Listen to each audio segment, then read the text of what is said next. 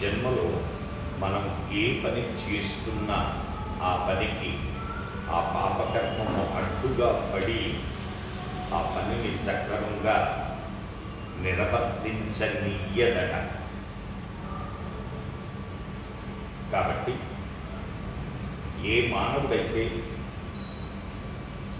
మరకతంతో మలిచిన లక్ష్మీ గణపతి స్వామి వారికి 21 శుక్రవారాలు తక్కువ కాకుండా గురు హోరాలో సువర్ణ పుష్పార్చన సేవను గావించినట్లయితే తద్దోషం పరిహారమై మానవుడు అగ్నికల్లో సర్వ సుఖాలు అనుభవిస్తూ పరంలో మోక్ష ప్రాప్తిని పొందుతాడు. అందుకే ప్రతి శుక్రవారం కూడా మనం గురు హోరాలో సువర్ణ పుష్పార్చన సేవను గావించుకుంటూ ఉన్నాం. అలాగే ప్రతి శుక్రవారం ఒక రెమెడీ చెప్పుకోవడం సంప్రదాయం. ఈరోజు చెప్పబోయేటటువంటి రెమెడీ మానవుడు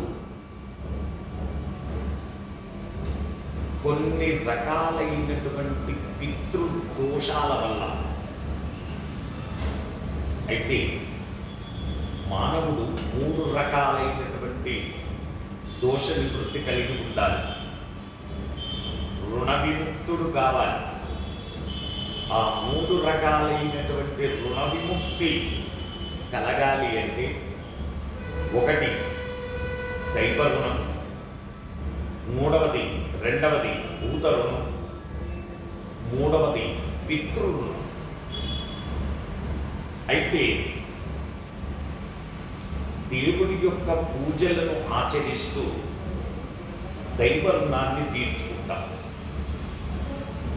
అలాగే భూత రుణం ప్రాణి కోటి మీద మనం సద్భావనను చూపిస్తూ వాటికి దాన ధర్మాలు చేస్తూ భూత రుణాన్ని తీర్చుకుంటాం. ఇకపోతే పితృరుణం.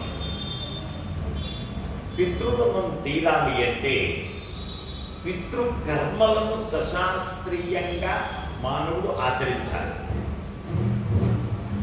అయితే మనకు బాగా ఆకలిసినప్పుడు అన్నం పెడితే అన్నం చక్కగా తృప్తిగా నీవు తినగలుగుతావు. కానీ ఆకలి వేయనప్పుడు అన్నం పెడితే అన్నాన్ని తినగలవా? అదే ప్రకారంగా పితృదేవతలు వాళ్ళు 365 రోజులు మనకైనట్లయితే వాళ్ళకు పండే, అంటే సంవత్సరానికి ఒకసారి చొప్పున ఆ పితృకర్మలు చేయడం వలన పితృరుణాన్ని తీర్చుకోగలుగుతాం. ఏమండి, మా నాన్నగారు ఎప్పుడు పోయారో మాకు తెలియదు, మా అమ్మగారు ఎప్పుడు పోయారో మాకు తెలియదు, వాళ్ళ రుణాన్ని తీర్చుకోవాలి అంటే ఎలా?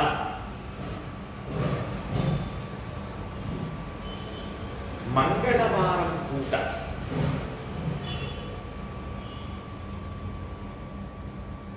కమ్మటి పెరుగుతో తయారు చేసినటువంటి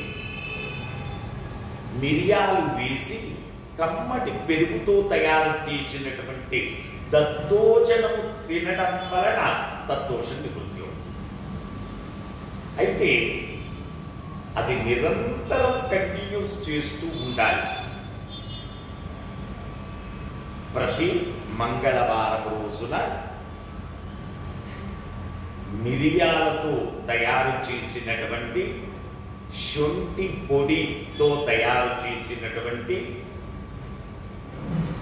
కమ్మటి పెరుగుతో తయారు చేసినటువంటి దద్దోజనాన్ని తినడం వలన పితృదోష నివృత్తి కలుగుతుంది. అలాగే పితృదోషం వల్ల ఎవరికైనా ఆర్థిక ఇబ్బందులు ఎదురవుతూ ఉంటే దద్దోజనాన్ని దానం చేయడం వలన దోషం నివృత్తి అవుతుంది.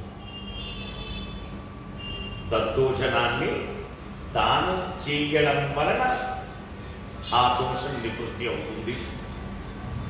వచ్చే వారం మరొక రెమెడీతో మనం కలుసుకుందాం. శుభమస్తు.